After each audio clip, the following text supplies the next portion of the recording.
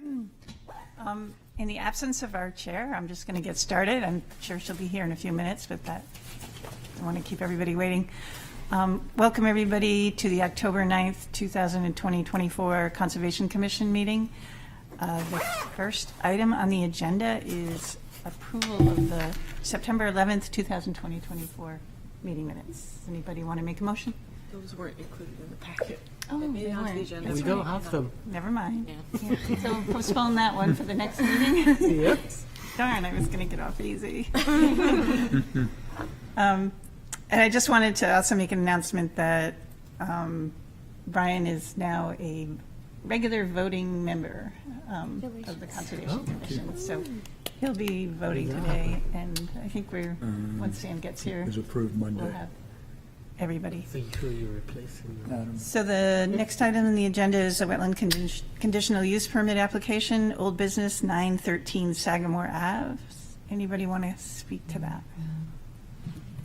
Thank you, Vice Chair. I have some handouts here. I'll just pass them.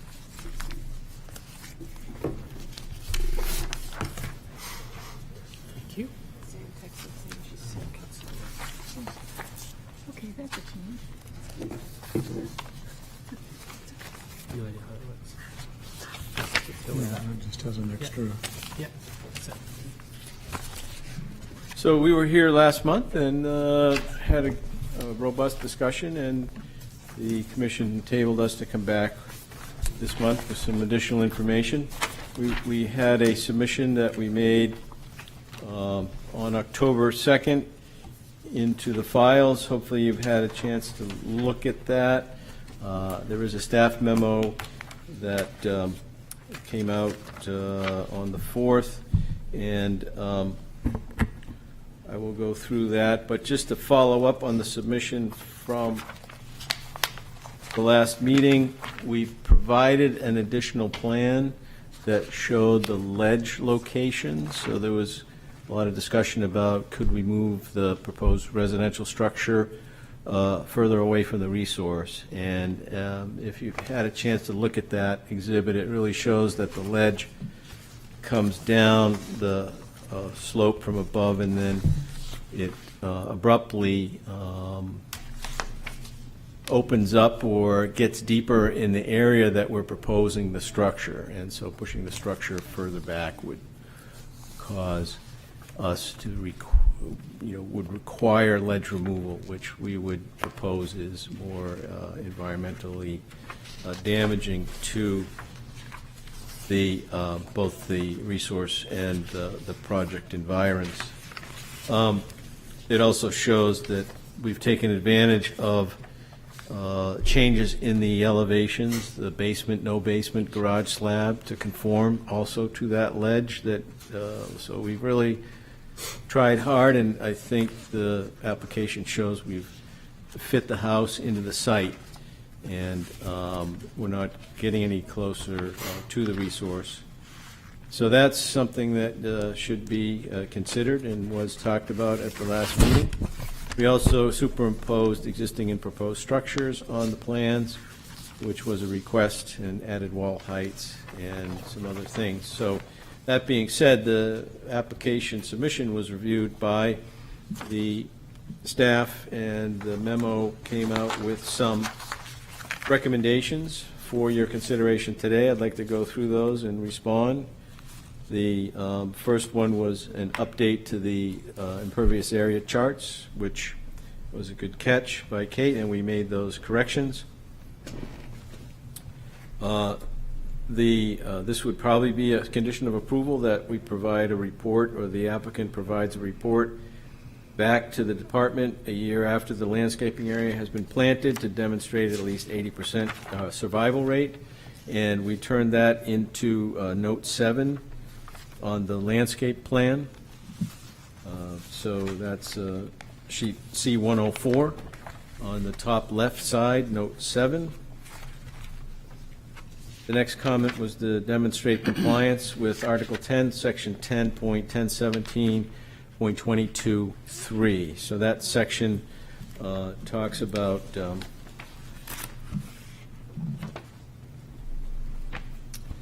information about alterations to the wetland buffer, the 100-foot buffer, including vegetation types, percent of the buffer with invasive species, and the percent of the buffer that is paved or developed. So in response to that, we would point out that sheet C102 shows the impervious surface area table, which is specific to the 100-foot buffer. So all of the individual components of impervious surface are detailed in detail on that surface area table. We also looked at the first of all, this wetland buffer is characterized as a maintained lawn, slope protection at the shore, some structures, some pavement, some ledge, and a gravel drive to get to the garage that exists currently. Looking at invasives along the river behind the garage, we identified some trees including green ash, red oak, black locust. And on the other side, as you look at the water, the left side, we identified some honeysuckle. Many species of honeysuckle are noted as invasive, but only the fly honeysuckle is on the species watch list. The black locust is also noted on the watch list. We don't anticipate that this project would provide opportunities for the spread of these invasive trees. And in the updated inspection and maintenance plan, I did insert that the area would be patrolled for invasive tree species.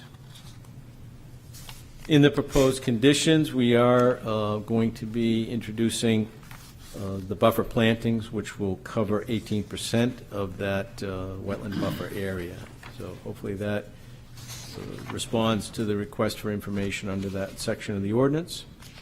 There was a request that we update the planting plan to reflect a greater proportion of salt-tolerant native plants in the 25-foot buffer planting area. We took another look at this proposed species, and I don't know if there's some recommendations, but in our review of the plantings, we think and believe and found that they are all appropriate salt-tolerant varieties. So that's our response.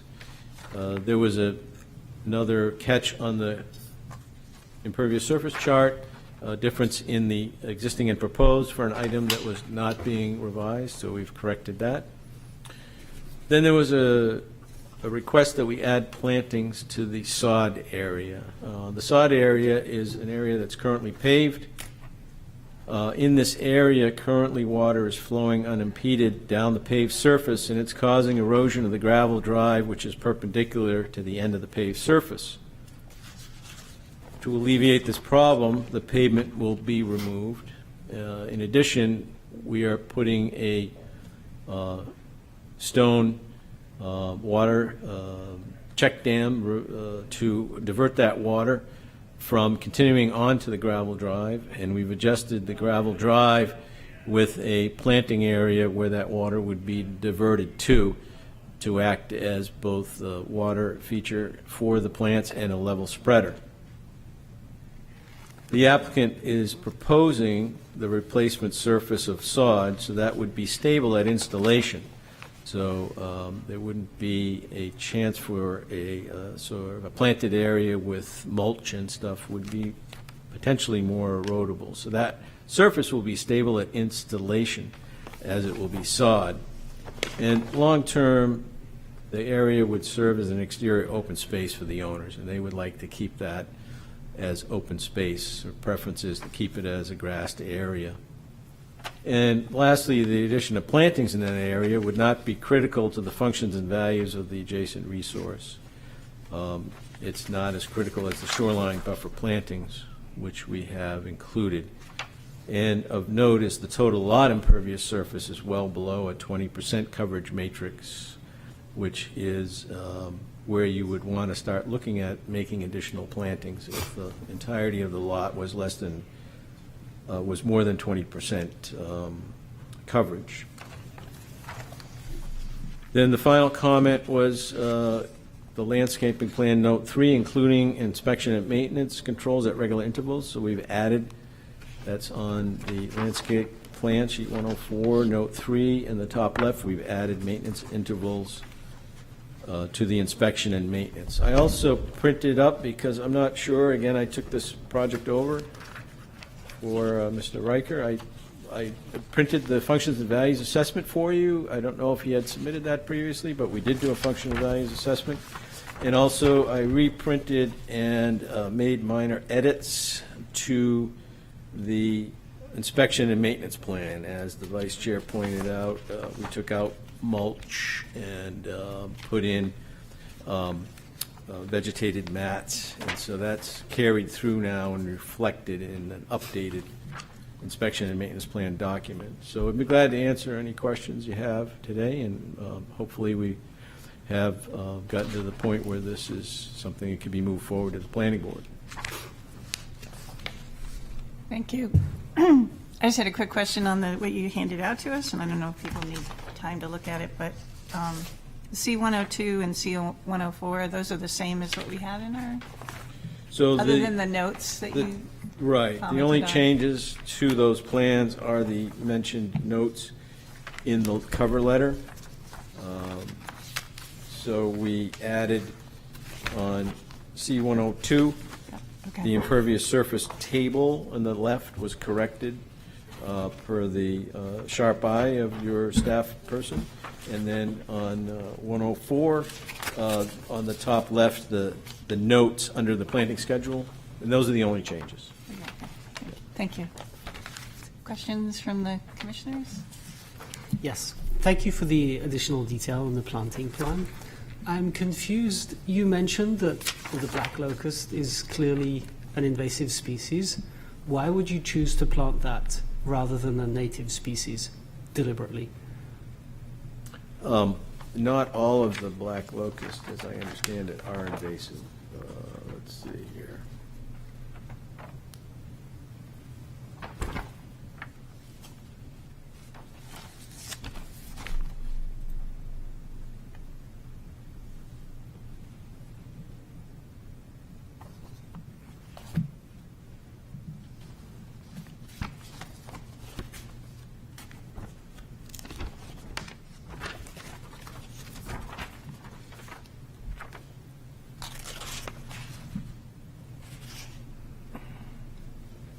So that tree exists now. Okay. I don't see it in the planting schedule. We're not planting. Okay. It's already there. Right, right. All right. Under the ordinance asks you to look at the buffer and see if there's invasive species in the buffer. So typically, as a part of a project like this, where you're working in the buffer, you'd want to look for invasive species and do remediation. So we're not planting. Okay. Thank you. Yep. Yes, Jeff. I know last time we had sort of discussed a little bit what happens out in front of the house in that area that is accessed for vehicles and things. We had talked about doing gravel versus just some sort of sod, and it's hard to tell from the drawings what was decided on. Can you just clarify what the plan is for that piece? It kind of looks like there's dots there maybe for gravel, but then it's some of them, it looks like it's just sod, so. Sure. Maybe that hatch could be a little darker, but the applicant wants to keep that area gravel, which is necessary to have access to the garage. I think there was a change from last month. There was a concrete apron in front of that garage that is now being removed and replaced with the gravel. So it's a little bit of a change, but. Okay, thank you. Do you know as follow-up, the size of the width of that? Like, It's variable. It follows the edge that's there, starting from the garage, and then it runs in a straight line over to the edge that exists on the easterly property line. And then the rest of it is, we expanded the buffer plantings to go up to that edge, except for the area that is access to the wharf. okay, so technically, is the, sorry about this, but the edge drawn on the plans of the gravel? The edge of the gravel on the plan, Yeah. yes. It is, okay. 102. On- Sorry? It is on it, or?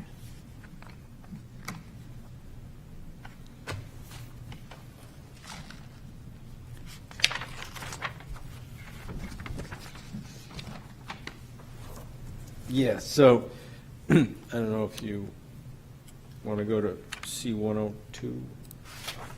Yeah, the hatch is clear on the landscape plan, but on the 102, the hatch is clearer on this one. The one I just handed out is not as clear, but you can see the edge. There's a dashed line right there, yep. And that dashed line, as you go towards the garage where the pointer is now, that's the area that's had a concrete apron that's being replaced. And then it comes around, goes to the wharf, comes back out. So the edge is shown on the drawing. Does that answer the question? Yeah, it does. I think the one I just Pretty much the handed same out- one Jess asked, I know, but, I think the one I just handed out, I think the hatch got lost or lightened, and that needs to be and we didn't have it on. re-darkened. Okay. Thank you.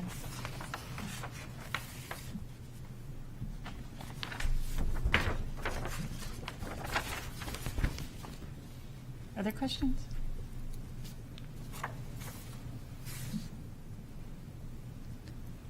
I had a question about the height of the wall. Thank you for providing the new height. And another thing I couldn't identify was the original height. I think that was in the So we did add that, I believe, to the existing conditions Yeah, plan. that's, you may have. I had a hard time reading some of those, sorry. Let's see.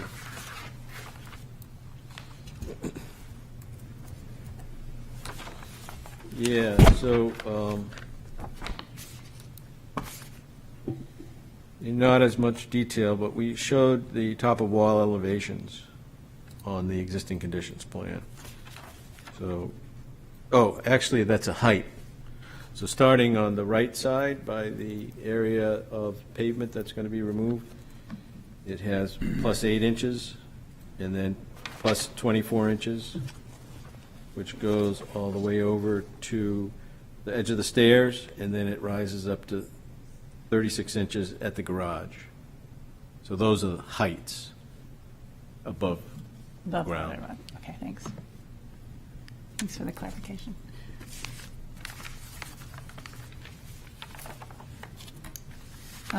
It was also brought to my attention that for the, when are you, is it next month you'll be doing the wetlands permit for the shoreline? Right, we haven't, we wanted to get through this process with the commission as far as the conditional use permit and making sure that we had the right site features, so we'll have to come back when we're going to be submitting the wetland permit.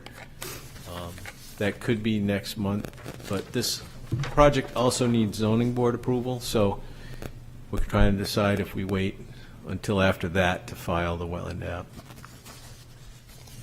So, Kate, I think it was you had brought to our attention the existing conditions on the buffer. Is it for this one? Existing conditions on what's in the buffer now needed to be, Yeah, that was the section, I think, that went over. okay. Yeah, Oh, the section in the zoning ordinance? yeah. Yeah, so Okay. John addressed that. It includes what invasives are in the 100-foot buffer, the existing vegetation and plantings. Never mind. Was great, but thank you for addressing all those. I know they came out Friday, so it was great that you could look into all of them before today.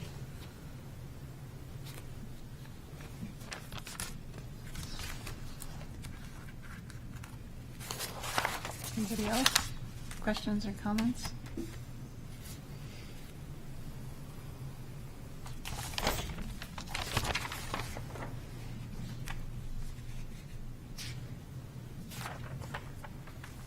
I guess I have kind of a minor one. First, just to say thank you for showing the existing and the new on the same plan. That's really helpful to see. And I guess the consequence of that, though, is that we see the 3 trees, I think, that are being taken by this project. And I know you're replacing, you're putting new trees in that buffer area. Looks like 7 oak trees. And so I guess because of the size of the trees that are coming out, I'm just wondering if the owner might consider increasing the size of those replacement trees, because I think they're like 0 to 2 inch trees.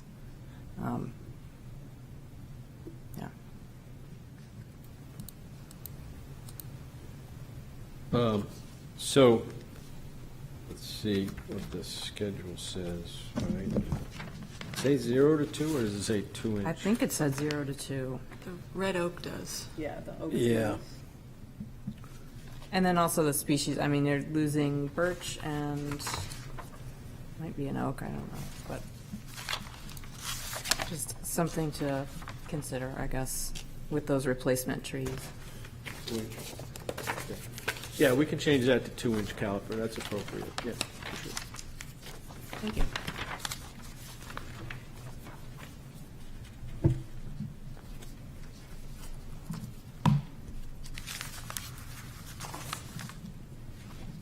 Kate, you feel that all the conditions are met at this point? Well, so from the staff memo perspective, I think they were all addressed pretty well with notes on the plans and changes to the impact numbers. And the only thing that it sounds like doesn't really plan to be changed is the sod with, we suggested additional plantings. But I think from a staff perspective, or just my perspective, the 25-foot buffer revegetation is already doing so much, and I think that strip that they plan to put sod in is sort of in that last 50 to 100 feet of the buffer. So I think sod sounds like it'll be more effective in having instant stability for erosion control. I don't know how other folks feel about keeping the sod or putting plantings in addition to that area.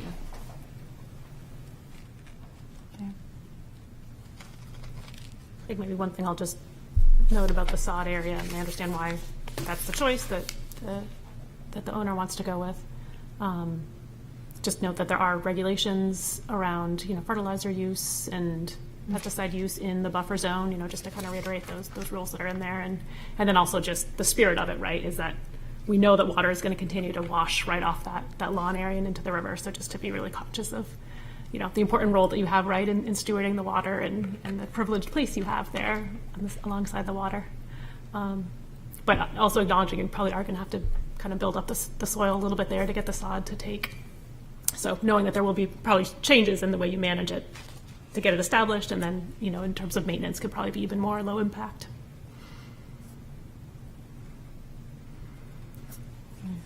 Yeah, not using that lawn area for anything, like pathways or anything, that's my assumption that there's not going to be people walking up and down that on a regular basis. Oh, pathways, yeah.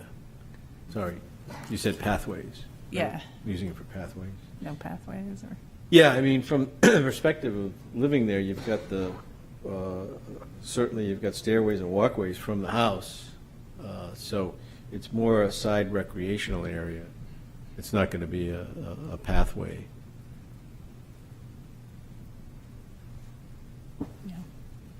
Okay, that's a good comment. Anything else? Do we want to have a motion at this point?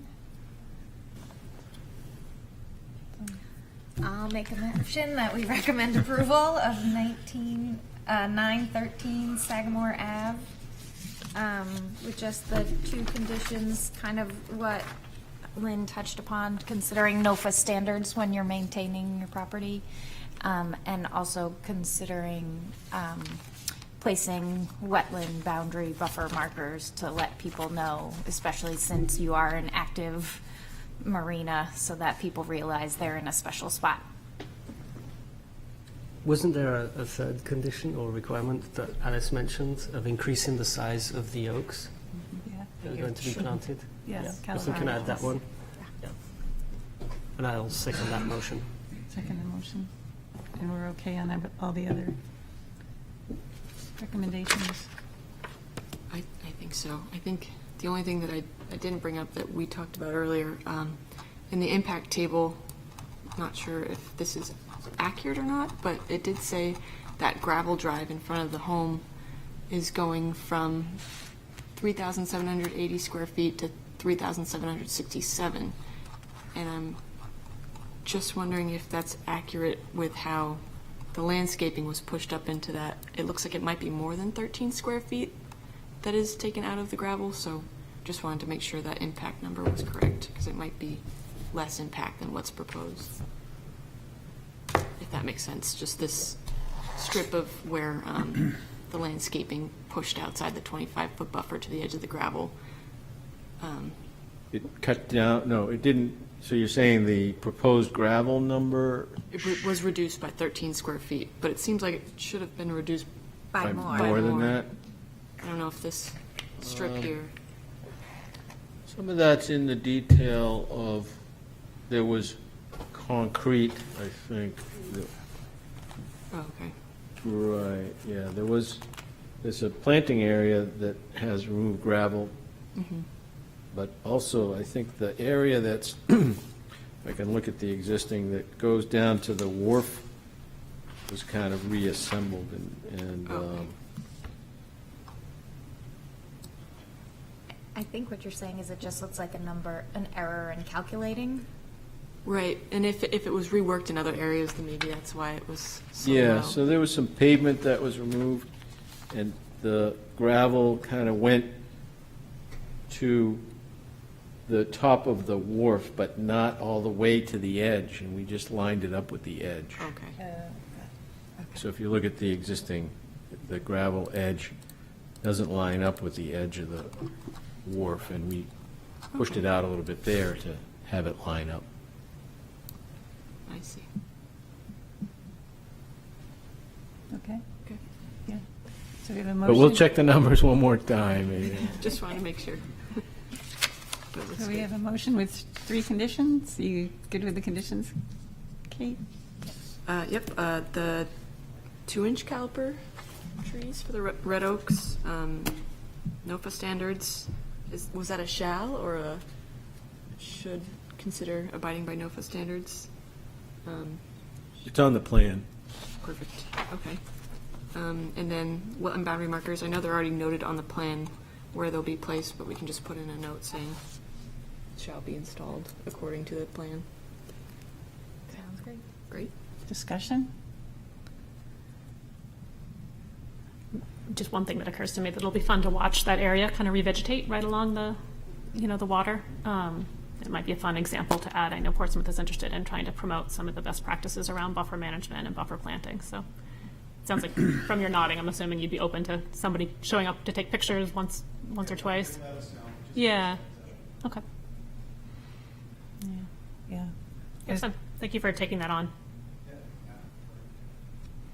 Yeah, and along those notes, and taking pictures, so 2 things. One is that I'm really, it's still really hard because I have taken photos out in front there during the last couple of storms and the water has been all the way up to the building. And so it's like, it feels irresponsible a little bit to let this go through. Not that that's going to be my decision, but so it's a little scary to think of, us approving something at this point when the water's already up there during storm events. And then the other part of it, though, is that the buffer is that's really a good contribution to this situation, I think. And trying to keep it as natural as possible because, not manicured. Because the rest of your, in front of the other house, there's a lot of vegetation and things going on, but a lot of it's very manicured. And so we're really looking for something more natural that is just controlling the invasive species, letting, the native species kind of do their things and, for it to be useful habitat for birds and other wildlife. So, keep that in mind as you're maintaining it. Try to figure this out on that side of it rather than the more manicured side, and that would be awesome to be seeing that as we drive by. So, Thank you. Any other comments? Just building on that, the idea of this is that it's flood control. The more plants and vegetable matter you have in there, the more water is going to be absorbed and acting as a sponge. So it's a protectant for you as well. And I would just say thank you for working with us. So if I can just make a quick comment, just to applaud the Conservation Commission. We had the house next door approved 9 years ago, not nearly to the level from the Conservation Commission back then to what we have today. So to say that the 912 is manicured, I completely agree. I think the focus 9 years later is the result of what you see here. So I know sometimes it's hard and people think, oh, why do we need to do it? But in our mind, this is the way it should be done. So if you want to look at what was done 9 years ago to today, this is, the proof is in the pudding. So I applaud this commission for pushing for this, for what's best for everything. So thank you. Thank you. Okay. Want to have a vote? Do we have a second? Oh, yeah, Stuart. Oh, sorry. All those in favor? Opposed? Okay, motion passes. Thank you. Thank you. Okay. So next on our agenda is the wetland conditional use permit application, new business 39 Dearborn Street. Speak to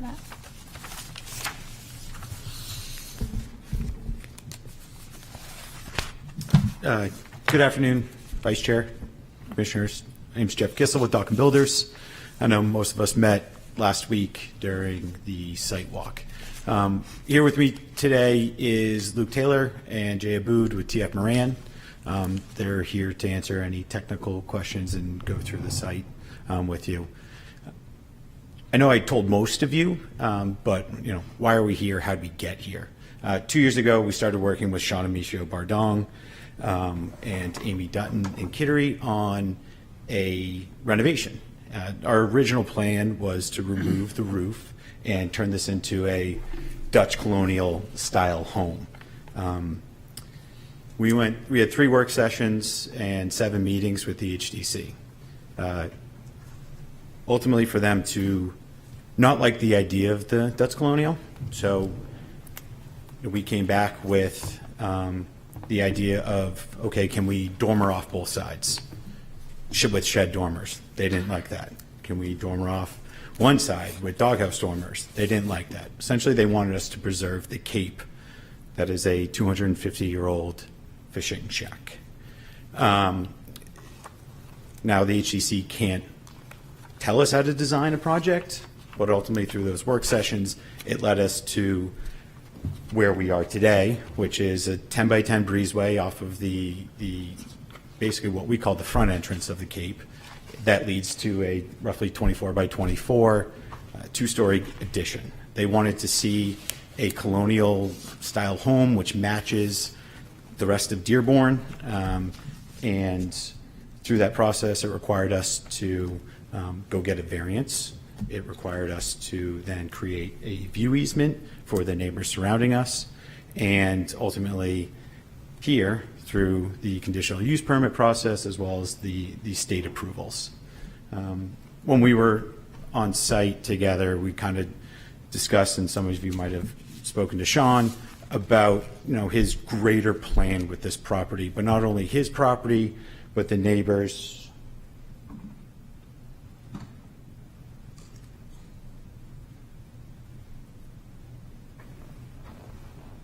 Over here, which some of you noticed that was that red garage that you were quite concerned about its future.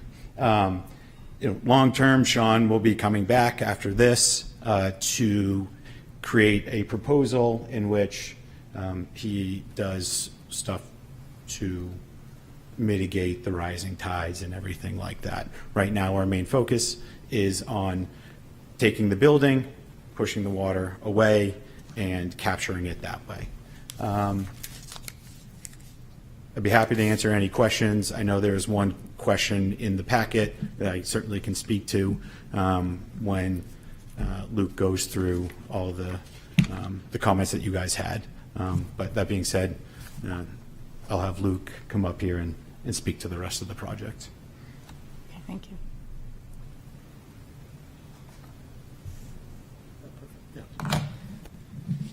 Good afternoon, Vice Chair, Commissioners. Is there any way we could pull up the most recent plan that I sent to you earlier, Kate? Just to have all of the Is it additions this one on with the there. plantings? Yes. Okay.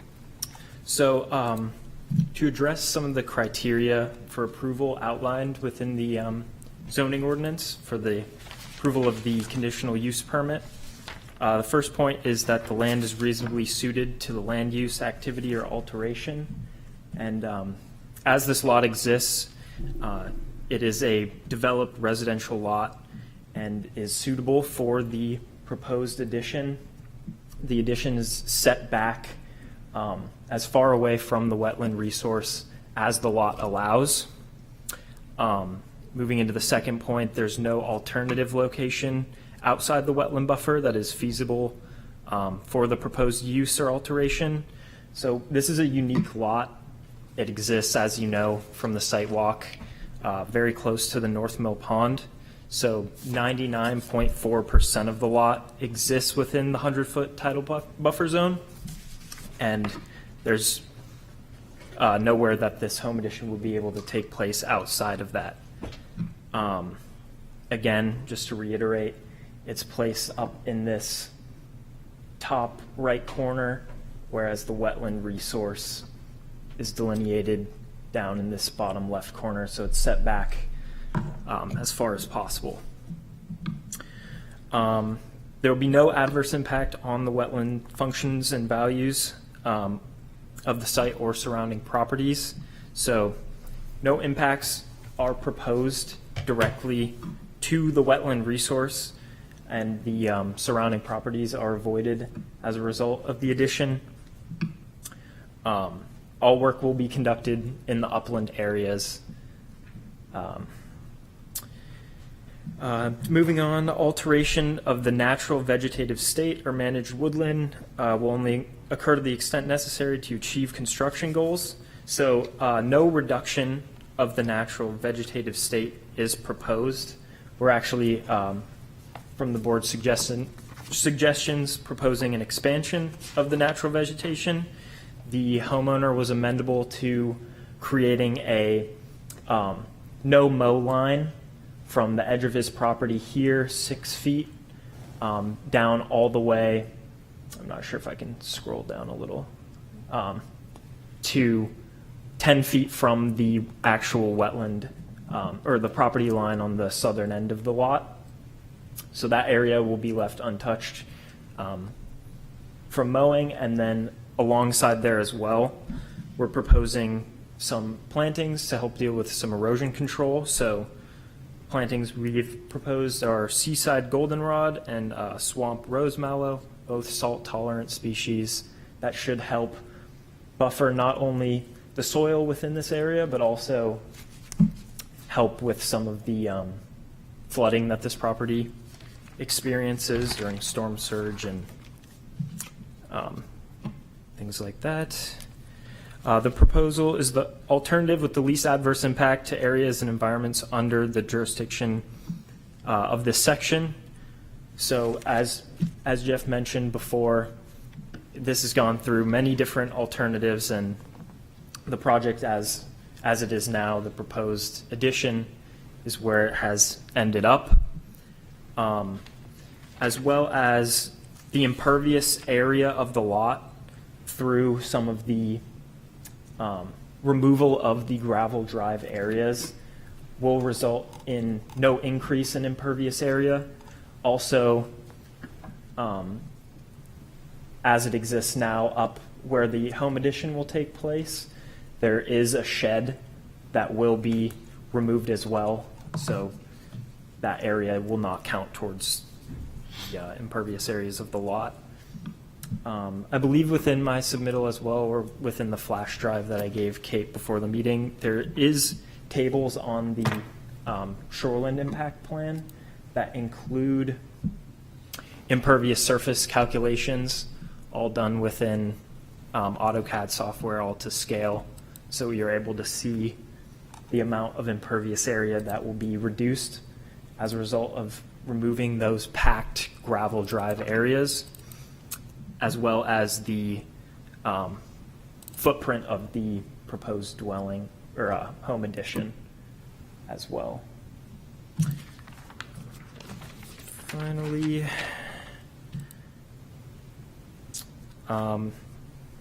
any area within the vegetated buffer strip will be returned to a natural state to the greatest extent feasible. Any impacted areas within the vegetated buffer strip, which I don't believe there are many, but if there are impacted areas, they'll be returned to lawn or reseeded with a native conservation seed mix. And I'm happy to answer any questions as well. Thank you. Just one clarification, so there's more documents that you have on a thumb drive that we haven't seen? Yep, so there's this, which has the planting plan, which Out in front of us? passed out a paper copy of, but the state impact, I might have trouble finding. Is this the updated impact one? That is the No. updated impact plan, yes. Oh, it does have the numbers, okay. The numbers, the impervious surface tables, I'm able to just add and get to you if that's something that I you'd like see. to see. They're all completed, just adding it to that plan if that's easier, that's something I can do. Okay, thank you. Yeah, Jess, sorry. I apologize, I wasn't able to make the site walk, so I've been trying to look at the pictures and the map and orient myself. Could you just explain to me a little bit better the mudroom and landing that's detached from the side of the house? I thought that was possibly the garage that I see in the pictures, but it sounds like that's being removed and it's something different. I'm just trying to understand that piece. Oop, that would be why. Are you talking about this Yes. section? Yes. Yes, so this is like a small unfinished landing mudroom area, and it is being extended here. So it currently exists Yes. already? Yes. Okay. Is it connected to the rest of the building, or is it something separate? No, it's connected. Okay. It's connected on two sides. So the existing cape is this area right in here. An Got it. addition was built, I think, about 10 years ago, right Okay. here. Yep. And then we are adding a new mudroom entry right here, which will line up with the existing edge of the home. Got it. Okay. Or, Thank I you. take that back. I apologize. I overspoke there. It is stepped back about a foot or two Okay. from the existing home. Thank you. But I just wasn't understanding the color coding clear enough. So, sorry, I'll pick up on that. You said the mudroom was existing, and looking at the pictures. Or it's a from my memory- landing. Sorry, I apologize. Misspoke. It's like an entry landing area. Yeah, It's not an like entry landing. It's not closed in. Correct. Yes. Okay, yeah.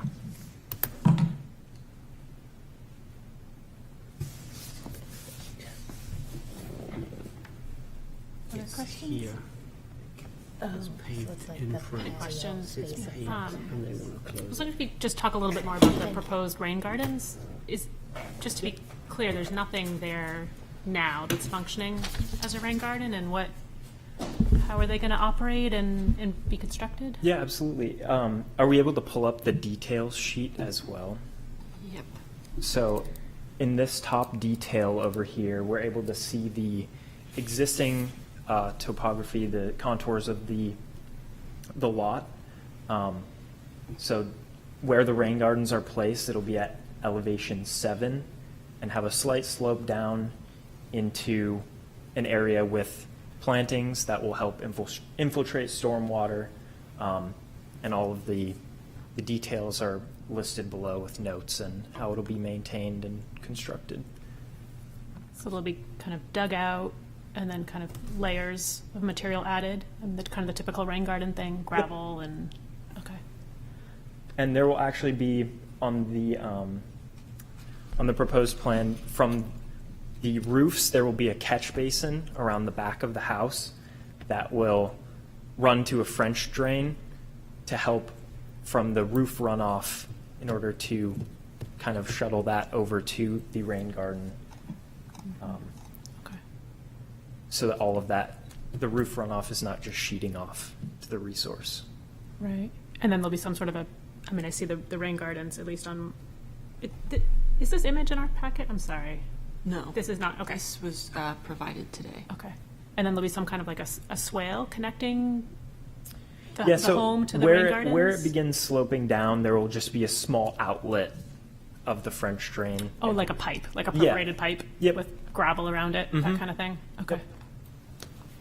And then, so there's two different ones, different sides of the building will be receiving or sending their water in different directions? As it is now, there is only one French drain on this side of the property. This second rain garden was also just added in order to, the property owners described that with storm surge and some of the way the house runs off and the contours of the property, this rain garden, he said, would help buffer some of that runoff into the wetland because it's so close on this side. Yeah. But there isn't any pipe putting water into that second rain garden, the one on the left of the image we're looking at? No. So if you guys remember, Yeah. we looked on that left-hand side of the property, and this is the property line right here. It's Right. about 3 feet.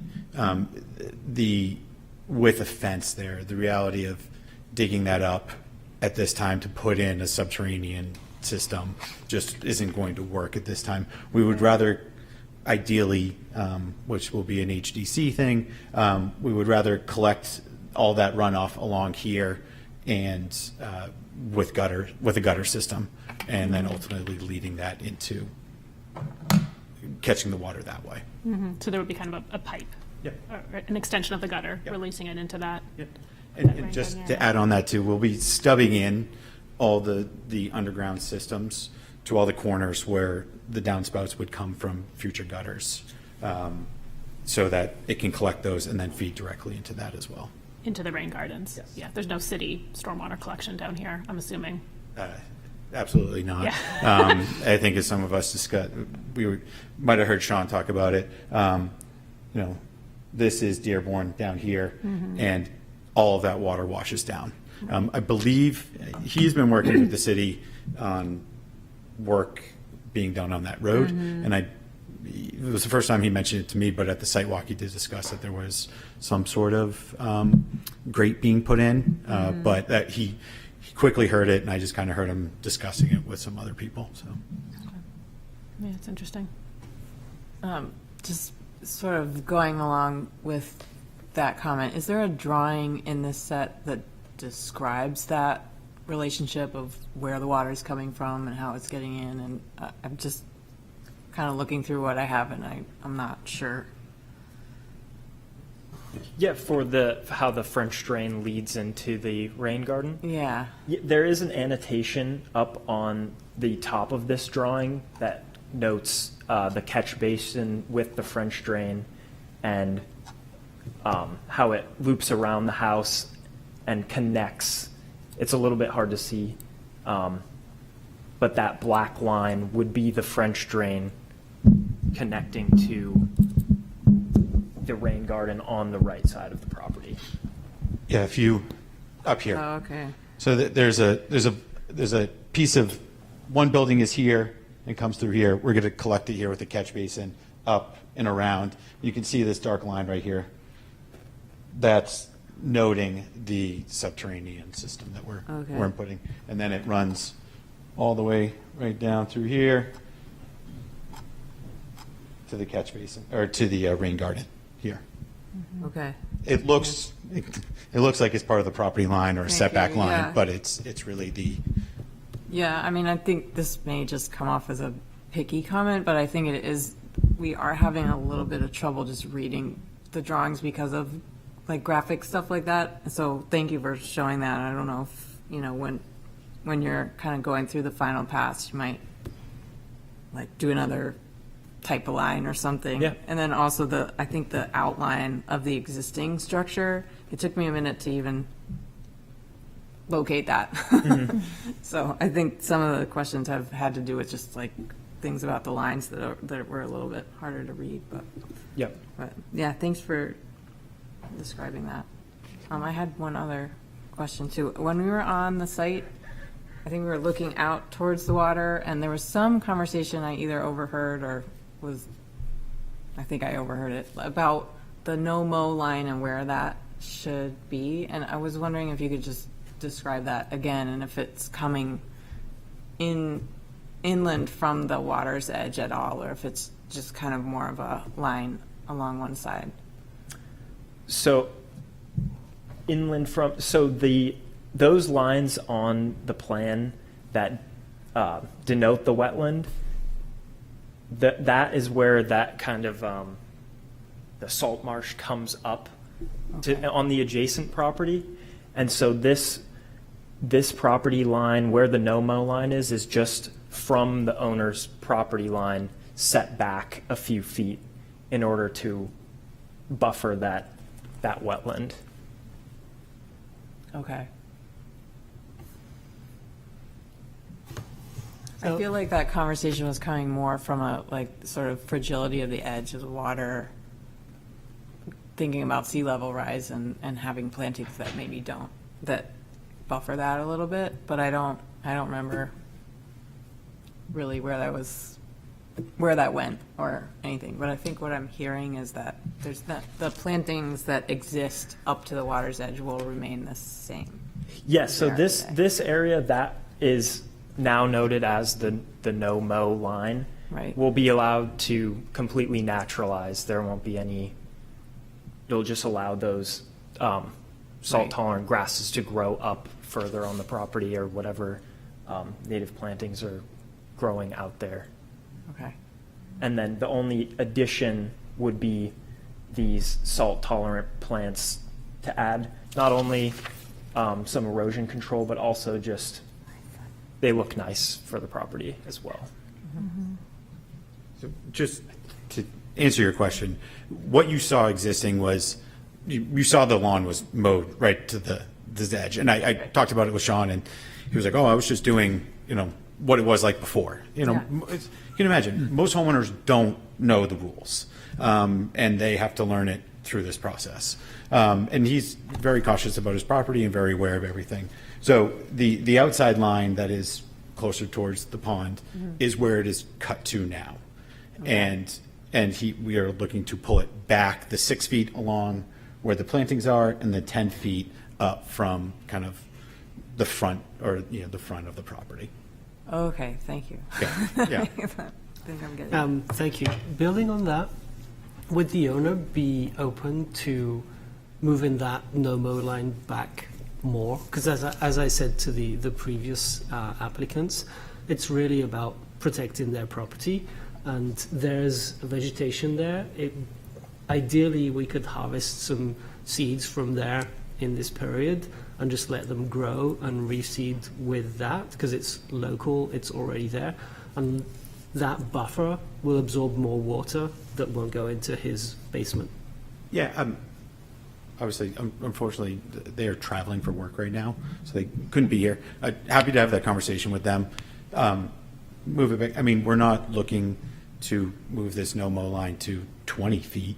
They would like to have some sort of, but, if it were to cut across a little bit more, maybe to that 15-foot mark, I'm sure Sean would be happy to look into that and make that a condition of any sort of approval. On a practical basis, you use the expression return to lawn.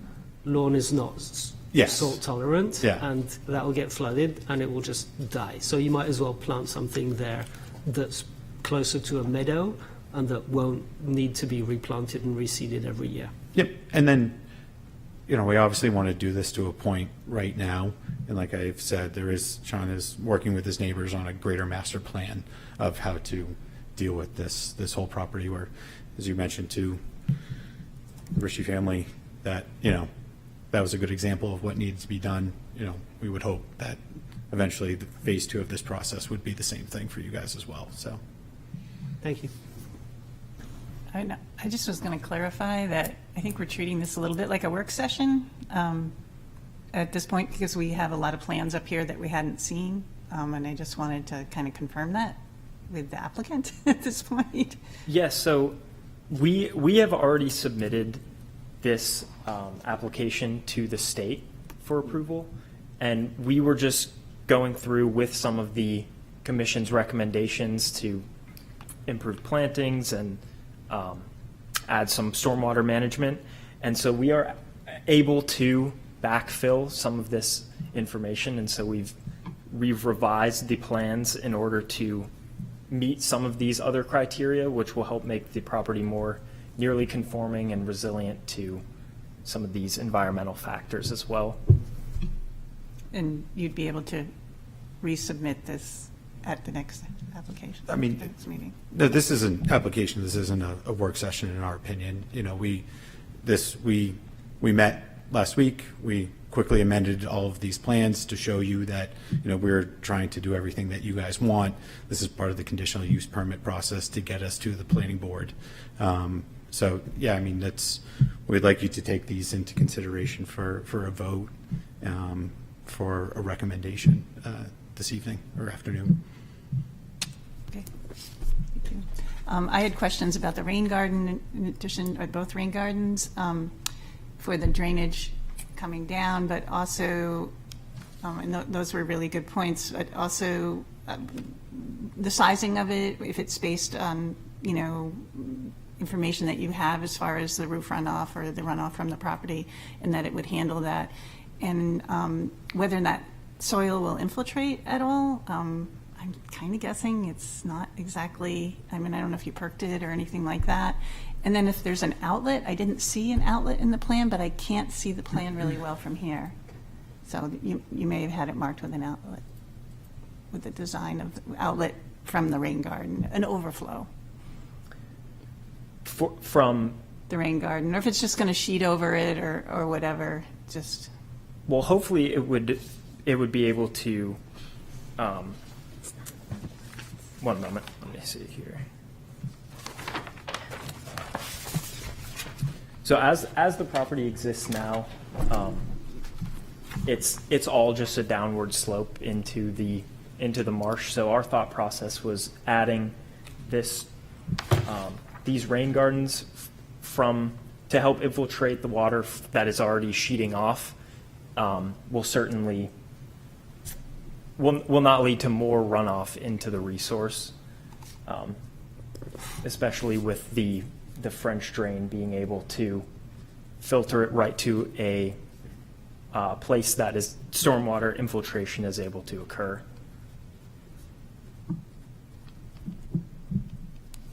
So it's just kind of an added pest management practice. Is that what you're saying? Kind of like that doesn't have a lot of calculations or anything like that, which is fine if it's in addition to everything else. As it is now,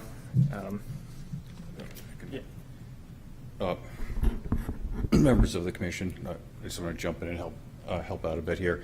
Yeah, no calculations were made that speak to capturing volumes of stormwater at all.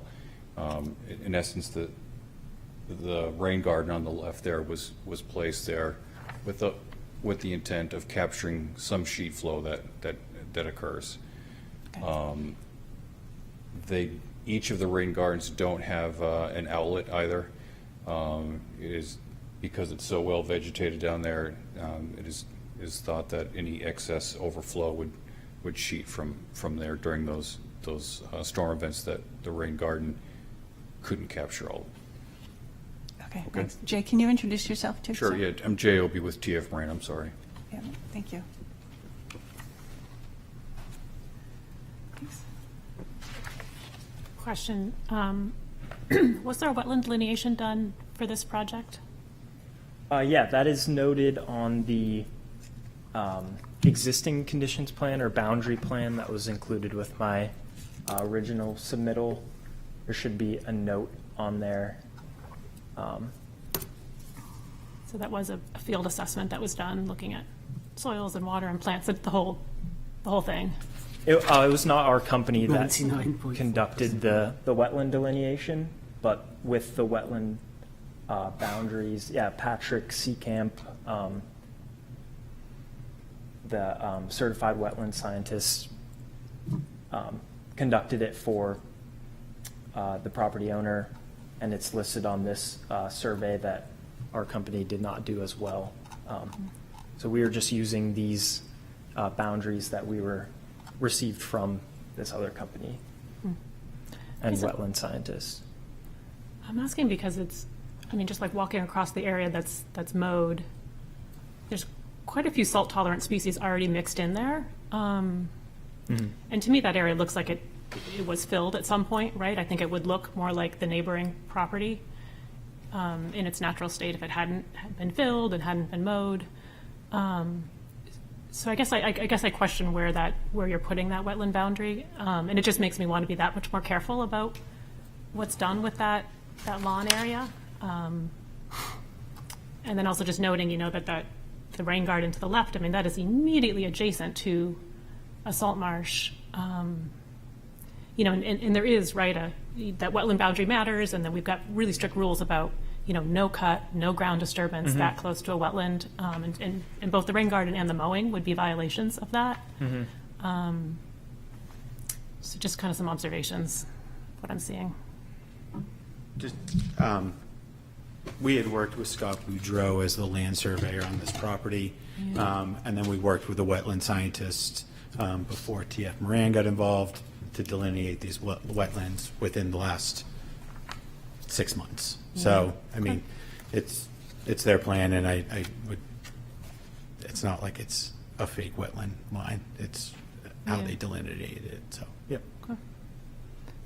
But that rain garden is very, very close to that wetland resource there. Well within the 25-foot no-cut Right. area, right? Am I Yeah. misreading this? Which Okay. technically in our regulations, you can't do a best management practice in the buffer, in the 25-foot, in ours, so that's a good Which, point. am I missing it? Is the 20-foot wetland buffer delineated on any of these maps? Like, I see the 50 clearly, I see the 100, but I can't, See the 50, 25? I'm not sure where the 25-foot one actually is, if it's on here. I don't see the 25, I just see the 50 and the 100. Okay. That might just be helpful moving forward to have that delineated on your plans. Did you say it was delineated in the last 6 months? Or was the C camp the last person to delineate it? No, I think, I would probably say within the last 6 months. It would have been probably in February or March, would have been my guess that this would have been done. Okay. Is there a stamped plan that you have that you could provide If you scroll up, to the existing conditions? it should be that one right there. Yeah, I just don't see a wetland scientist stamp, just the land surveyor. But it would be good to see the 25-foot. Okay.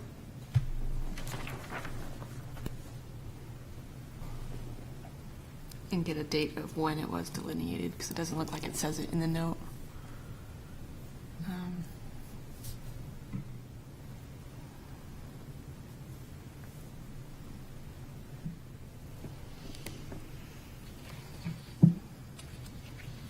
Other questions? And I'm sorry, I was concentrating on something else, but Kate, was the pile of gravel, that part was all figured out, right? Well, so I had a couple of questions about, and maybe you saw. I saw the note. Staff's So I note. can speak to this because Luke brought this up to me outside. There was road work done on this property, or if you could zoom out a little bit, I can kind of explain this a little bit better. Yeah, and maybe even I can grab an aerial if that's Yeah, easier. if you scroll up a little bit, show me, so you can show me the top of the property. The existing sewer out leaves this corner of the existing building and went out and around and out to Dearborn Street.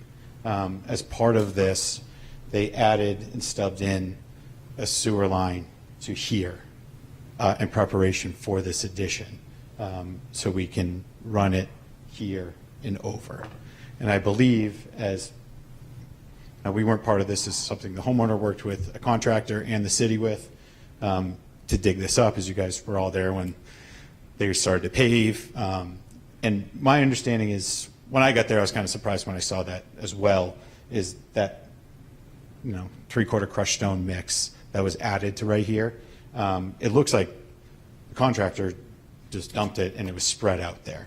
Now, if you see right here, this area that we're returning back to lawn, or however you want me to explain it, the existing hard packed gravel does go all the way down to this bottom line right here. You can see it in the original survey. So this area that was added with that gravel is the part that is actually going to be brought back to its natural state.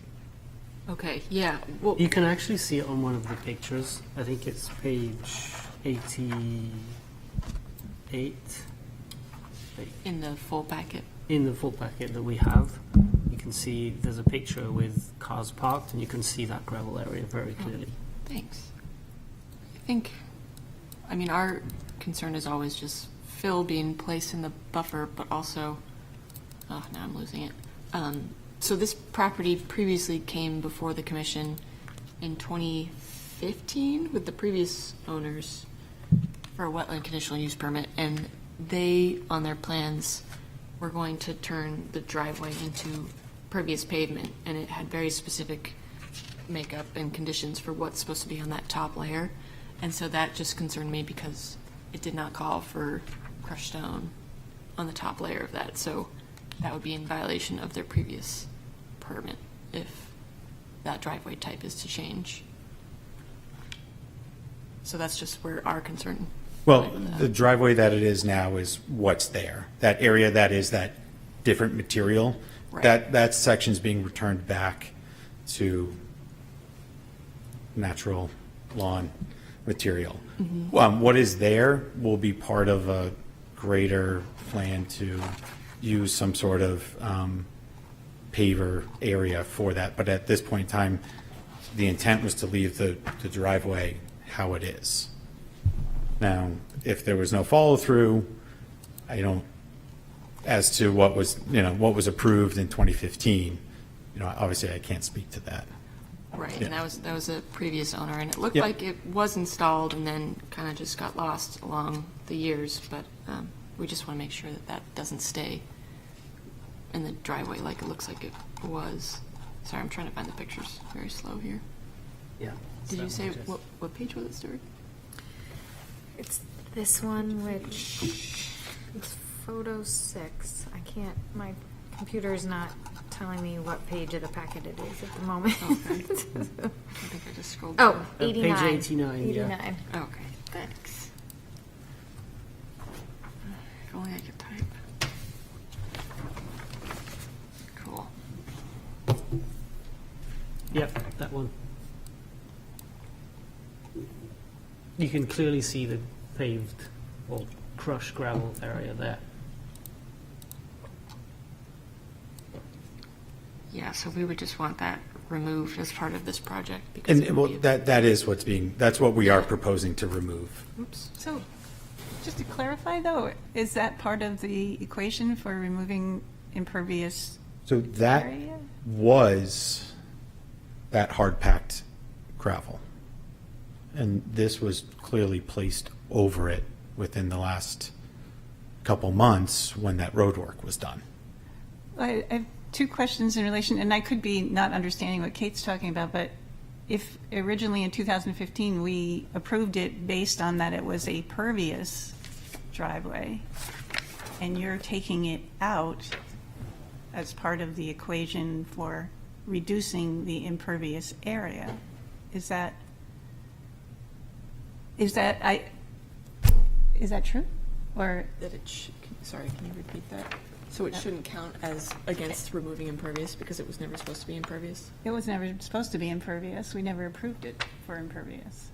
Correct, so we would consider that area with the new stone violation.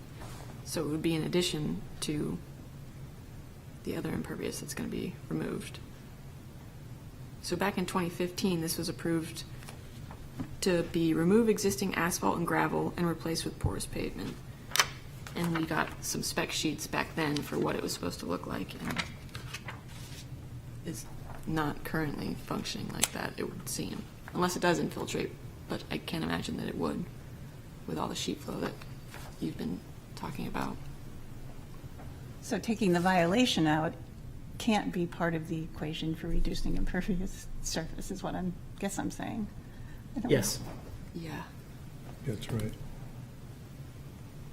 You know what I'm saying? I'm obviously not okay tonight, but it's like, It's tough to see. it's pretty overwhelming.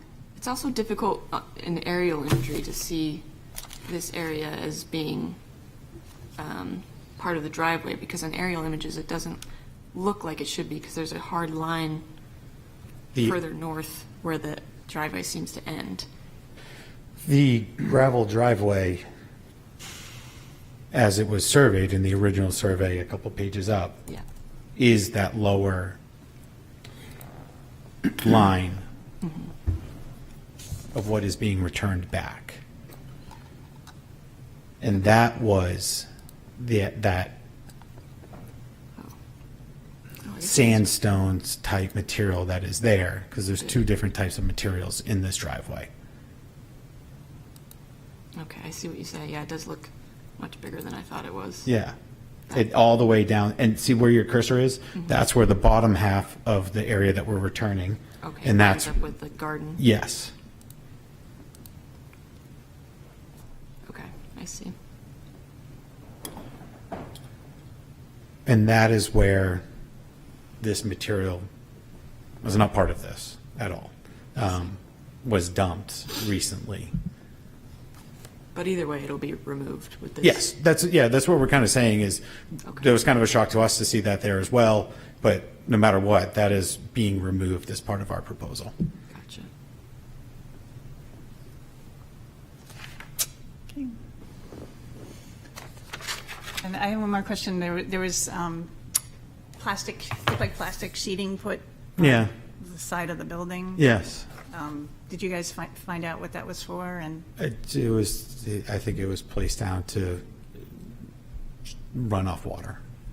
that'll And we be- can remove that if you like. Yeah, it would be considered impervious at that Yeah, point. yeah. And again, I think that's, you run into this issue with homeowners not understanding what they can and can't do in these areas, as they're just trying to maintenance their building or their property. Yes. I just want to make a comment and see what the other folks in the group think here. It feels like there's enough remaining issues that require responses, clarifications. Some of that's documented in the agenda that was provided, and with a recommendation for postponement, and it seems like this ensuing conversation isn't resolving those things. I can't imagine that we're going to get to the end of this discussion and say we're going to recommend sending it forward to the planning board with stipulations. I can't see that. So I'm just wondering if we should be clarifying, just in the essence of time, that that's the likely outcome here, so that we can be talking more clearly and explicitly about what are the items that we feel have to be addressed when it returns. Just a thought. It's a great idea. Thank you. Yeah. Yeah. Do we want to make a motion and then go forward? If you make a motion, will you give us, do we get an opportunity to speak again to understand what you guys want to see? Yeah. Or will you Yes. make those That's- as part of Yeah, your we would your clarify. votes? That's the exact purpose Okay. of what I'm Yeah. saying. So I do make a recommendation that we postpone this so that those issues can be addressed. Second? I'll second that. And And so my question is, does that make this a work session, as you initially said, and less of think an so. application? Yeah, Yeah. I think so. It has been a working session, Right. whether I don't know if technically, that needs whether to be on technically the or record or not. not, is my question. I mean, technically, it's a submitted application, so Yeah. it wasn't on the agenda listed as a work session, so we'll still use the postponement motion Okay. as the official motion if it's Is that voted. right? Yeah. Okay. Okay. I don't know if, I think we could, during discussion, clarify the different things that we're looking for. Yeah, And then- Yeah. that's the idea, is just so that we move expediently to do that to help. yeah. So we have a first and a second and discussion. Kind of list things and then, Do we vote on this motion first and then have a conversation? Or? I think we discussed first. I think we can discuss it. and Okay. get- Could I just request the documents of the previous application that said that the driveway was going to be converted to pervious, and obviously that, Oh, the 2015? yeah, that Yep. never took place or was just not properly I'm- maintained? Unfortunately, we don't have a digital version of it, but I can scan this and send it to you. Okay, great. Thank you. It might take a while, but I'll try to do that tomorrow. 2015, Yeah, 2017 is when everything was digitized, so just missed the cutoff. Yeah, I think one thing that we'd like to see is the same maps, but with a 25-foot buffer in there, so that we can know whether the rain gardens and the plantings are within that buffer area or not.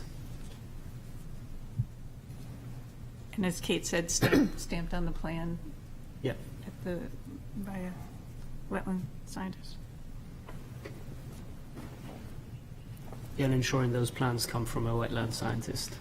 With probably the date of delineation, if that's available. Yeah. Other things that, I might say that on the same lines, probably including some topography or some elevations on the plans would be really helpful, especially for seeing how things drain to the rain garden and come off the buildings. the planting plan, per the note, it was great that we were able to see that today, even though it was a little bit later, but that has to be incorporated into the actual application, is that correct?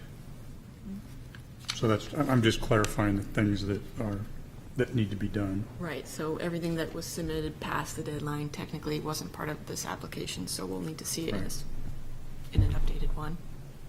The other thing, and maybe others are following it more closely than me, is I'm still not sure that I understand the stone fill driveway and the previous state and what it is now and what it's gonna be and what that means. So if I missed it, I'm sorry, but I think it's probably a good question because Barbara and I have talked about it and we're both a little confused. And I think looking back in MapGeo on the online mapping software, you can see over the years that it's kind of been a mix of different materials. And at one point it looked like it had been dirt for a few years and then it went back to being the crushed stone or gravel that it is now. So understanding that it was supposed to be permeable, and then what it is now and how it functions now is probably good to know if it infiltrates now or if it's just impervious. so if it's a active violation, what is the path so that the application can move forward successfully without containing a known violation? I just don't follow procedurally what. I think our recommendation from staff at least would be, since we have it with us right now as a wetland CUP, is to at least get it back to what was previously permitted, if that's what the commission is okay with, just because that seems to be the starting point where at least we can get it back to a permeable porous pavement, if that's not what it is today, which it didn't seem to be. Yeah, I think that's a good starting point. Which is kind of an interim step. Right. But is there a point in getting it back to that Just got to, pervious pavement when it's going to be turned back into lawn? So you might as well skip that phase. Yeah. Make sure that the gravel driveway that's going to remain is up to what it was supposed to be, and then remove that crushed stone, not go through the pervious, and just make it into vegetated area. Yeah, precisely. that was the intention Yes. the whole time. Just clarifying. Yep. Maybe providing a detail on what this is currently, the gravel drive, if you can dig down and get a sense of what is actually sitting here in the spot above the pile. And basically, we'll need to see or hear more specifically what that plan is. I mean, we made some recommendations for you to consider, but in the follow-on, that'll be part of the discussion where we'll need to see exactly what that is and talk about it more. Just again, trying to clarify to help. And I had a question on the rain garden on the left, a little bit, and how close it is and whether or not it's totally necessary. I mean, that's, if you're not using it as part of, just doing plantings over there would be maybe less disturbance. I don't know how other people feel. I mean, it's a good point that it's so close to the edge there. Well, there's already a depression there. When you go, you can clearly see it, like it lumps down.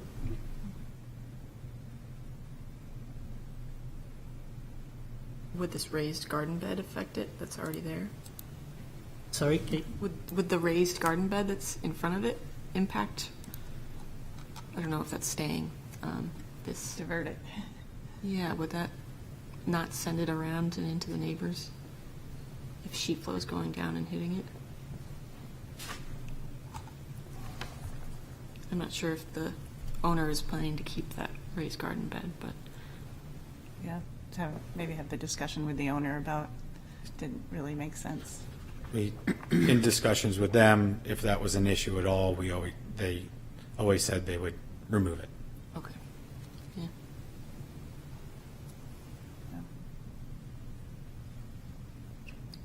I don't know. Anything else? Are the details of the rain gardens and elevations and such, that remains, that's not in anything that we have originally or as added? It was That added that today. still needs to be addressed, right? Yeah, you have the drawing there. But Yeah. We haven't seen that.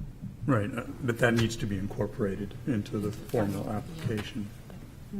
The exact dimensions would probably be good. Doesn't really have a width here. And I know someone mentioned crushed stone, and the detail that we received for the rain garden looks like it just has engineered soil, loam and seed, an undisturbed subgrade. I don't know if that is amenable. sort of depends on what's already there, which we don't know. So, if it'll infiltrate or not. So, Would you need more information to figure probably out just need more information on what's the already soil type? And probably a little bit more about that French drain too, that's leading to this Yeah. rain garden. I mean, making sure it has enough slope to actually carry the water in the way that you want, and if it's going to be surrounded by gravel or not. I didn't have access to these plans, so Details are all in there. yeah, okay. So I guess at some point we'll get to see those. Okay, good. And then I guess just kind of reiterating, the city's buffer rules, right, are 25 feet from the edge of the wetland. There should be no cutting at all, like no mowing. So if you can get them to push that back and really honor that 25-foot line, I think that would be important. And then it seems inappropriate to me to put the rain gardens within 50 feet of that wetland line, just in terms of like giving you a little bit of guidance to work on. I know it's hard to kind of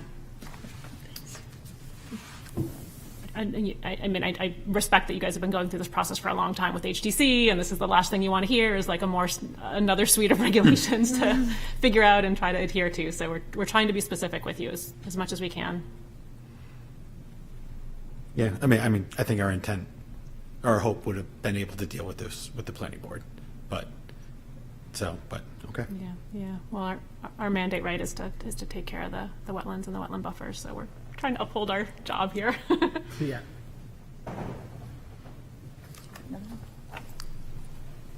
In the staff memo specifically, I know on the site walk, we talked to Sean about the basement of the new addition, and he mentioned a bulkhead door, so I don't know if that is shown on the plans at all, but I didn't think I saw it as an impact. I think I just saw the It's on there. window well. That's and what that window well is. Okay. That's That good to area, know. It's right just up, beneath it. right up in here. Okay. So if that's That already is- captured, that's good. That is a bulkhead right there. Okay, thanks. My only other thing is, I know in previous applications, we've made a strong point about the vegetated buffer being vegetated, so I don't know how people feel about the planting plan that was provided today, and if there needs to be further width of that no-mow or planting. I think, well, that was what I was asking about, and if they could push back the no-mow zone Just let and it also naturalize. vegetate it with natural seeds that can actually be harvested from that area. Yeah.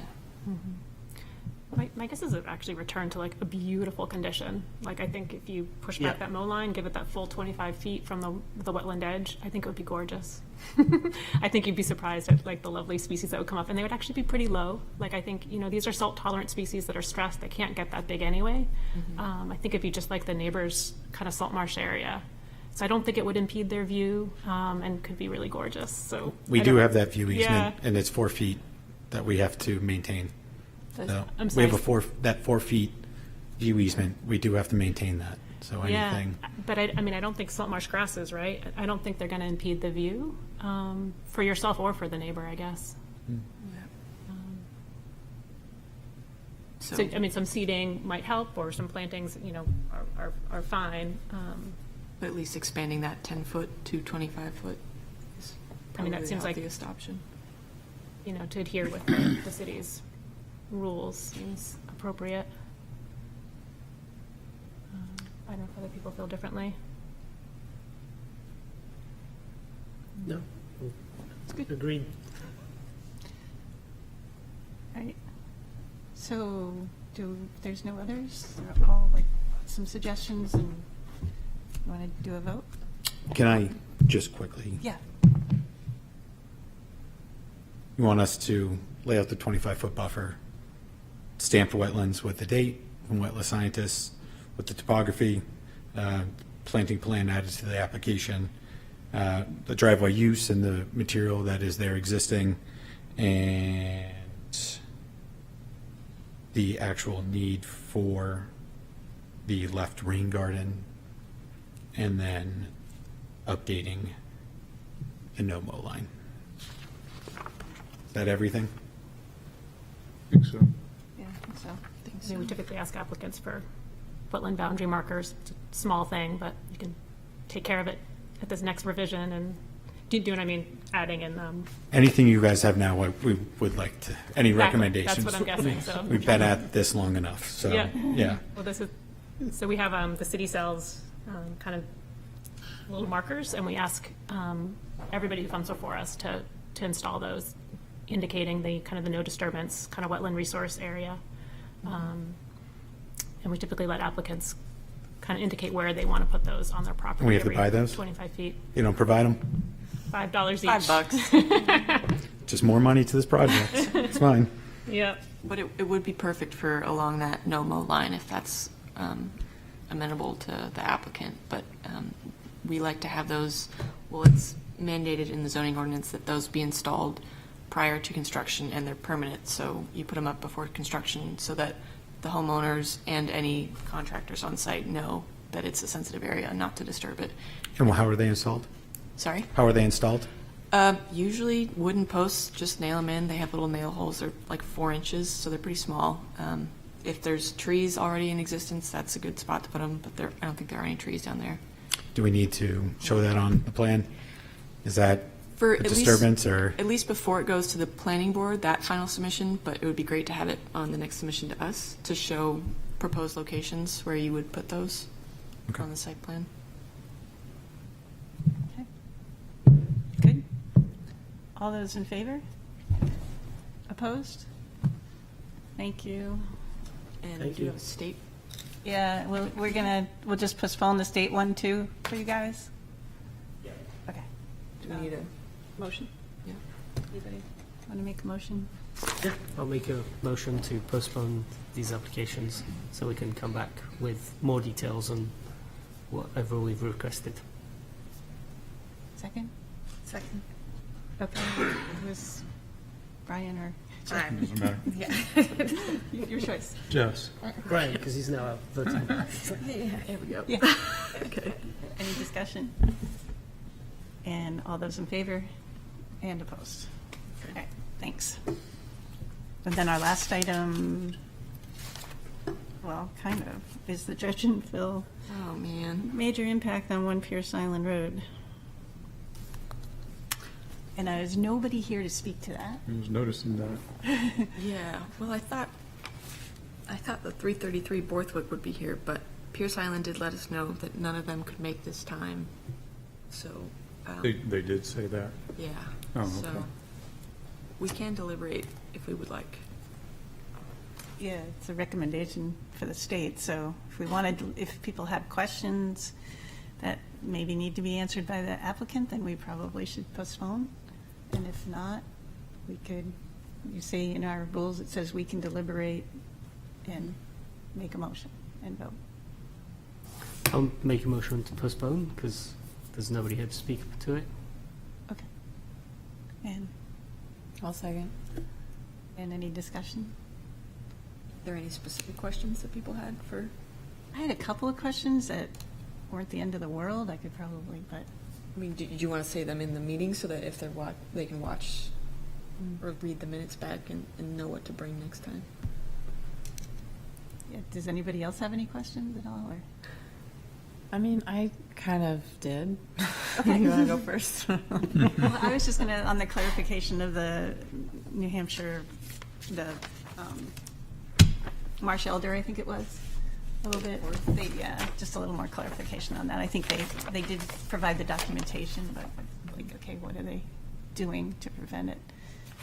So, Yeah, I mean, my only comment might not, or question might not be able to really be addressed because they're really clear on what the scope line of the work is. That it's just a saw cut of the existing pavement and they're not doing anything outside of that. But they're demolishing a good portion of the building that could potentially change the alignment of the driveway a little bit to like pull away from the edge of the water.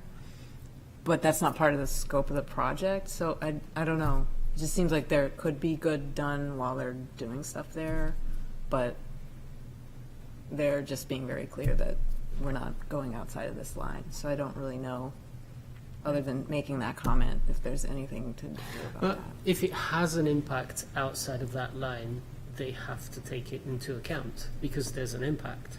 Whether it's, I mean, this is my understanding or interpretation, whether it's within the line that they drew is irrelevant because if there's an impact outside of that line, that's what we're here for, is to address that.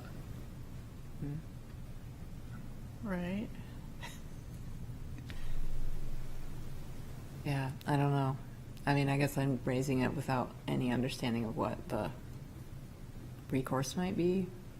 It didn't seem like it would be a really heavy lift to pull that driveway line sort of closer to where they're filling back in with pavement or gravel and just put some plantings in the place. I mean, I guess if I were doing it myself, that's what I would love to see, but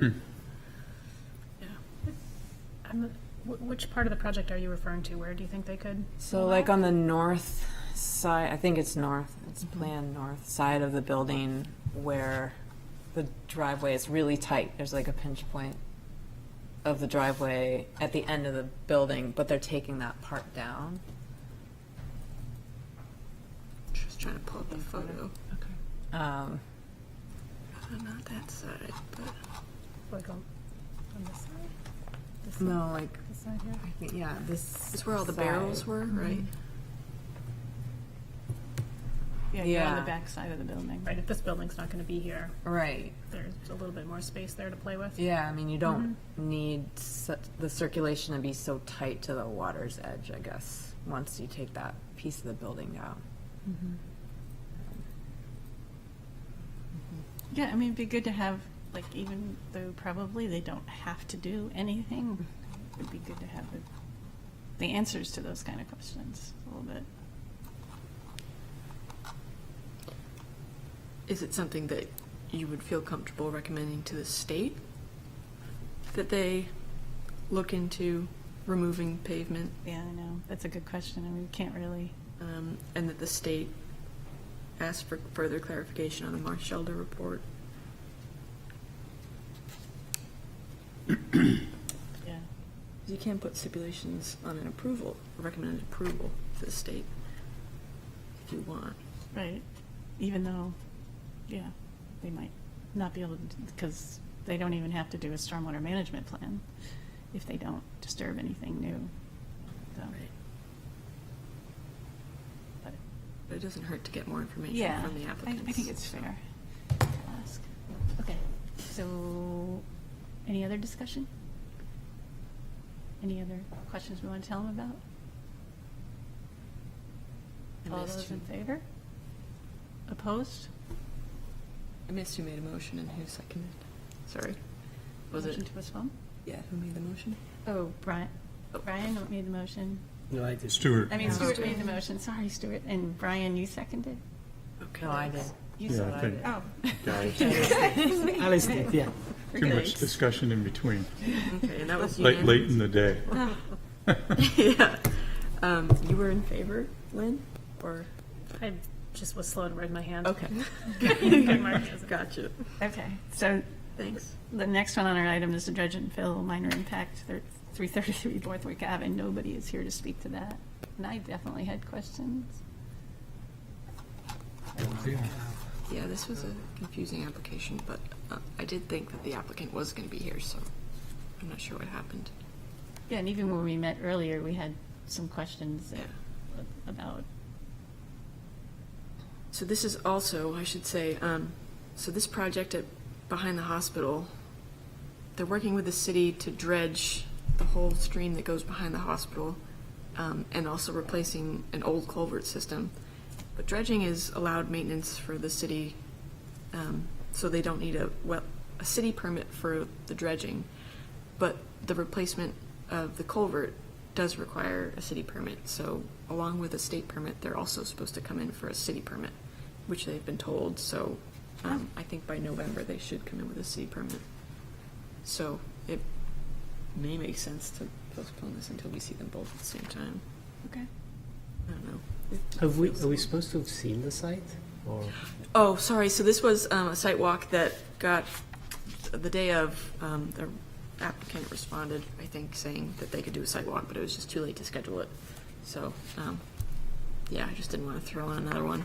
But this is out behind the Portsmouth Regional Hospital. If you go down Borthwick, and on your left is Liberty Mutual and the hospital, and there's a driveway behind the hospital, between Liberty Mutual and the hospital, where a prime wetland drains into this stream that goes out behind it. It goes out into this huge wetland area just south of 95.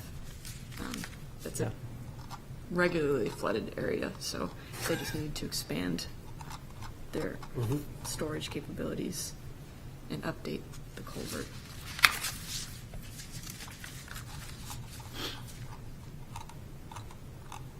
Does anybody want to make a motion to postpone? I will make a motion to postpone that. Okay. Stuart? Same. Brian? Raise my hand that time. Thank you. Any other discussion? And all those in favor? And opposed? Okay. Okay. And other business from anybody? No? Maybe the only quick thing to mention back on Dearborn, because I could tell that they were quite frustrated and thinking that they had everything, and it just made me think something that we talked about on a couple of different site visits, that if we felt like there were a number of things that were going to need to be presented for it to move onwards. I think several times we noted that it helped for us to be more vocal during the site walk, of course, following the proper procedure and protocol, that there's not a working session happening, on the site walk. But I know a couple of times we've said this, we'll need to see that in the discussion there. And it was hard to have that kind of conversation at that site walk the other day, so I just feel bad that they felt like there was a ton of stuff that was thrown at them that they weren't aware of. It's nothing more than a comment. But Yeah, I appreciate you bringing that up. And it was a tight site walk, so I'm sorry about the turnaround and then the paving fiasco. But a lot of the things that were brought up in the memo and then at the site walk were previously mentioned to them to submit. And they submitted some stuff, but not all things. not all of it, yeah. And Yeah. I agree with you. There's a difficulty for these things to be voiced, and I understand their frustration. But there are some things that are definitely missing, like where's the 25-foot buffer? Who did this wetland delineation at what date? And that's really important for us to be able to discuss whether we should plant there or we should revegetate it or put it in the no-mow zone. And without that, we can't make that decision or discussion. I suppose and I know this came up once in another meeting, I suppose at the end of the day, it needs to be there for our clarity and our discussion, but also so that what we put forward as a recommendation is sufficiently described and clear for the planning board, because it could certainly, I think this one, if it went to the planning board, my own personal opinion would be that there would be those same questions that didn't get answered here that should have been. Again, just a comment, nothing more. That's really good points. Yeah. Yeah, and I will say, I think maybe part of that is that when it comes time to submit an application, staff, being me, has been pretty lenient on, if the applicants are a couple days late or if they're missing some stuff, it's kind of hard to say, nope, come again next month when they're all with their deadlines. And I know that's not an excuse, but part of it is I understand the because I'm deadlines for sure. not catching everything that needs to be included. So But- sorry about that. So hard. I think Maybe pushing, sorry, No, go ahead. You started first. maybe pushing back and saying like, you're missing this, will avoid this, at least some of these situations, because this is exactly what's happened. It's been pushed back a month. Yeah. Yeah, right. And I know it's that hard is the because you're the ultimate one on the phone saying, And it's tough when no, they've you also can't get submitted through. their state permit at the same time. So having that already submitted, they're waiting for that, and they want this CUP done at the same time. It's hard to say, we'll postpone your CUP, or we'll wait a month on your CUP, but we'll see your state permit now, when they've already submitted a state. So there's Yeah. little There are things that multiple trip it up, but complicating it things is here. something that we need to work on. I feel like we've had this conversation before, and I think this already happens, Kate, but haven't we talked about having some sort of checklist for applicants to make sure that Yeah. they're like Yeah. hitting all these points so they know and that Sam- the expectation? Sam drafted one that made it onto the website, and that's where we steer everybody when they fill out an application. Yeah. But This so one was, maybe it's not just being utilized I enough. think so. I think people do the state permits and then just submit what they have for the state, for the city, in a lot of cases, which is not as detailed as what we require. But, yeah. And I appreciate that we are a recommendation, but but I think this group does a good job of being objective and wanting to make sure we fully understand what we're recommending and what we're voting for. Yeah, I'll have to- I don't know, I'll double check where it is and see how. Sometimes it is, it's just like something written in a really friendly way is helpful, I think, for applicants, if it's, I don't know, to kind of complement the denseness of the regulations. Right. I don't know, it's tricky though, right, because you want it to be comprehensive too. The other thing that this project brought up was just like the communication across the boards, like, I mean, it would have been ideal, right, if there was some way for us to be a part of the conversations with the HDC. Yeah. I mean, that's when they should have been like, here are the suite of constraints at this property. There's historic resources, there's wetland resources, there's whatever the road and the fire department might say.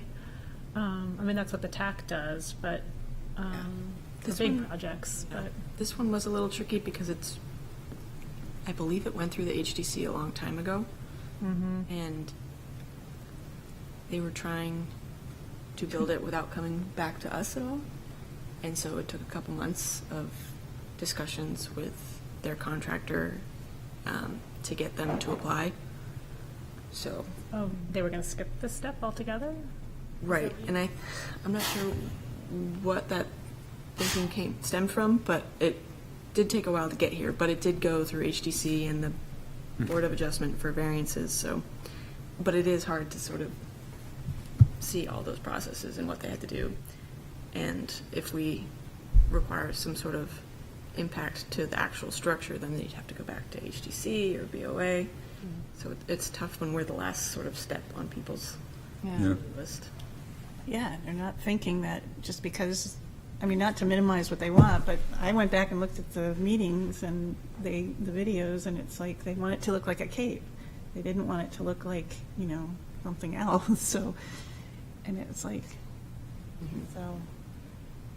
And there's nothing stopping us from making recommendations to change impacts that would send them back to the BOA or the HDC. It's, I mean, obviously a pain, but it's well within our ability if it's an impact in a wetland buffer. Yeah, or if there's just like, you know, that little checklist that we, I don't know, you know, if the HDC could have given that to them at the first meeting, be like, okay, we're going to talk to you about this, but don't forget, there's this other set of things you should be thinking about, and here's the checklist, and here's the staff contact if you want to start exploring that now proactively. Yeah, that's maybe not necessarily the other board's, you know, responsibility, but it's definitely part of our workflow as staff to, you know, make them aware that there's this many steps you have to get through, and this is all the deadlines and all that fun stuff, so.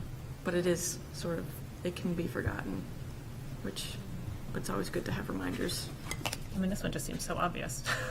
Like, Yeah. you don't need any special expertise to notice, oh, look, there's a tidal resource right there. But, okay, interesting. So the only other thing under other business is, well, really great comments and suggestions tonight, and everybody was great. And we need another conservation commissioner, so if you know of anybody that is interested, let Sam know. And or you know, Yeah, an alternate would be great. yeah. So Were there no other applications in the file? I don't think there were, no. So it'd be good to get a couple in there, or one. And I would also add tomorrow is Children's Environmental Health Day. The mayor made a proclamation on Monday. That's so right. Just so you're all know. Oh, great.